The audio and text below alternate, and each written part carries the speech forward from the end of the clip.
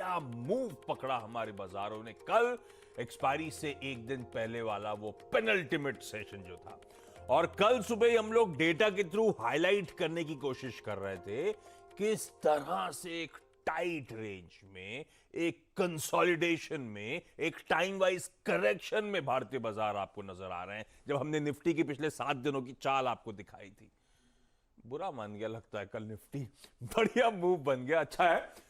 Finally उस range के हम बाहर निकले, नए उच्चतम स्तर जड़ते हुए आपकी स्क्रीन पे निफ्टी बैंक कल के स्ट्रेट्स नजर आएंगे। निफ्टी में कल 140 पॉइंट का उछाल, 3/4% से ज्यादा की बढ़त, चौतरफा खरीदारी, रिकॉर्ड क्लोजिंग देखने को मिली।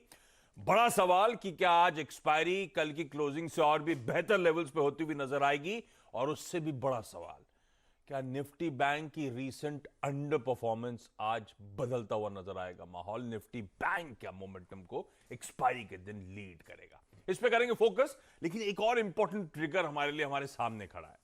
आज से लखनऊ में 2 दिनों की जीएसटी काउंसिल की बैठक की शुरुआत हुई। हालांकि आज तो एफएम साहिबा जीएसटी काउंसिल के ऑफिशियल से मुलाकात करेंगी, कल उनकी मुलाकात होनी है बाकी के स्टेट फाइनेंस मिनिस्टर्स से, और इस जीएसटी काउंसिल की मीट को लेकर भी अटकलें हैं। तो वो एक अच्छा इवेंट हमारे सामने कल के ट्रेडिंग सेशन के लिए खड़ा हुआ है। उससे पहले देखते हैं आज एक्सपायरी कैसी पैन आउट होती है। अच्छी खबर पहले दे दूं, एक्सपायरी के दिन संकेत बढ़िया, यूएस मार्केट्स में अच्छी तेजी, 2/3 से ऑलमोस्ट 3/4 से 1% तक, मतलब अक्रॉस बेंचमार्क्स बढ़िया मोमेंटम आपकी स्क्रीन पर। ऐसे में तब और अब क्विकली स्क्रीन पर लेकर आइए डॉक्टर साहब। हम डाइजेस्ट करके गए थे तेजी, लेकिन 60-65 पॉइंट की, और दरअसल यूएस में 235 पॉइंट का उछाल डाउ में देखने को मिला। इनफैक्ट नैस्डैक हमने सिर्फ 40-45 पॉइंट का उछाल डाइजेस्ट कर रहा था, 125 अंकों की मजबूती वहां भी देखने को मिली। बाकी के तमाम इंपॉर्टेंट वेरिएबल्स आपकी स्क्रीन पर, एक इंटरेस्टिंग वेरिएबल हाईलाइट कर देता हूं, कच्चा तेल। कल मजबूती थी, नेचुरल गैस की चर्चा कर रहे थे सुबह हम लोग। आज क्रूड देखिए $75 के कन्विंसिंगली ऊपर इस समय कामकाज करता हुआ। तो वो ये ऑयल एंड गैस स्टोरीज आज फिर से शायद स्ट्रीट के रडार पे लौटती हुई नजर आए। ऐसे में क्विकली एशियाई पैक दिखा दीजिए, और हमारा एसजीएक्स, अच्छा डाउ फ्यूचर्स आज सुबह कह रहे हैं कल के अच्छे अपमूव के बाद अभी भी 20-30 पॉइंट के अपटिक्स ही नजर आ रहे हैं वहां से। तो यूएस में ऐसा नहीं होगा फिर से दबाव, होपफुली एक फ्लैटिश ओपनिंग, पॉजिटिव साइड में ओपनिंग होगी। एशियाई पैक आपकी स्क्रीन पर, एसजीएक्स निफ्टी दिखा रहा है कि ट्रेंड इंटैक्ट है, कल एबरेशन हो सकता है, फ्लैट ओपनिंग के वहां से इंडिकेशंस आते हुए। ऐसे में मूड बॉल है कैसा ग्लोबली, नीरज जी से समझा जाएगा, वीरू बताएंगे कैसे स्ट्रेटेजाइज करना है, और हर्षदा से जानेंगे तमाम इंपॉर्टेंट स्टॉक्स इन न्यूज। ये प्रोड्यूसर साहब लिख दिया ऊपर कि यूएस इकोनॉमी की ग्रोथ को लेकर बड़ी खुशी मनाई जाए। कल ही सुबह तो हम बात कर रहे थे, वो चिंता में आ गए थे, इन्फ्लेशन बहाने ढूंढने जा रहे हैं। चिंता नहीं थी, कल बोरियत थी। कल बोरियत थी, सर दीवार पे पटक दिया था थ्रिलिंग के लिए। ठीक हो गया, अब फिर से देखिए ग्रोथ आ गई। सब कुछ बागों में बाहर, तो मार्केट में बाहर। तो एनर्जी वाले जो शेयर्स थे कल, उन्होंने इस ग्रोथ को लेड किया।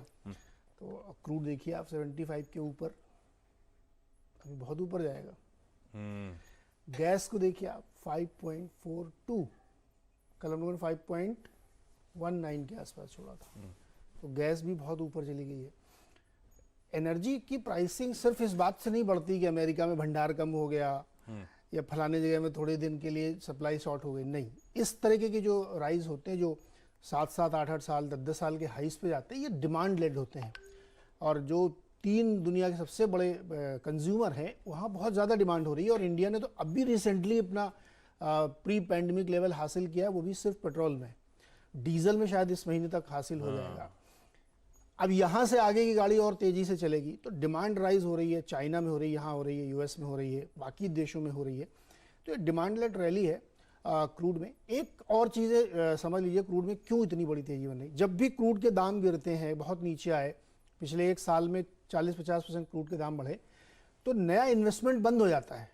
जो डिगिंग कर रहे हैं, रिग का काम है, मेंटेनेंस काम है, बंद कर देते हैं। और एक बार अगर आपने उसका काम रोक दिया, तो उस वेल को फिर से उसी तरीके से रीडिग करना पड़ता है जैसे आप नए में करते हैं।